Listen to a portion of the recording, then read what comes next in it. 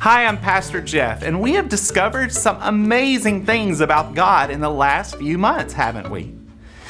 Some of the things about God, like how He is good and how He is love, are a bit easier to understand because we have something to compare it to.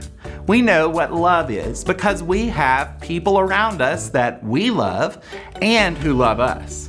But some things about God are a bit harder to understand because we don't have a good example to compare it to. One of the things about God that is harder to understand is that God is Father, Son, and Holy Spirit. What? You heard me right. We have one God in three persons. But that doesn't mean that we have three gods. It sounds crazy, right? In Luke 3:21-22, we read that when all the people were baptized, Jesus was also baptized. As he was praying, heaven opened and the Holy Spirit descended on him in a physical appearance like a dove.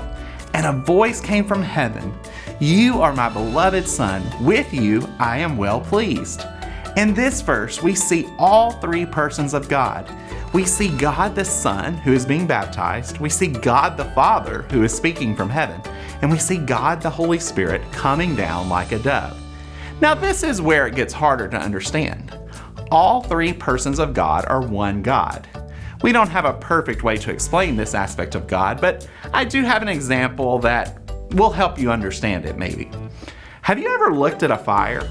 There are three things you need to make fire. You need fuel, heat, and oxygen.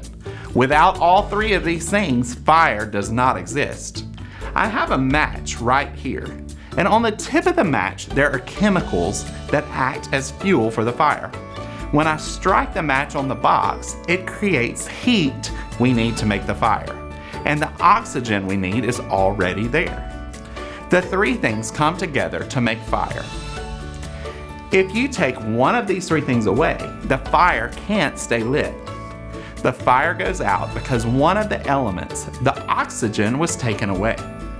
God exists in three persons, and all three persons of God are always present in God. We worship one God in three persons. God is Father, Son, and Holy Spirit. The next book in our family discipleship program will continue our discovery of who God is by studying God the Son. Join us as we start our next adventure discovering who Jesus is.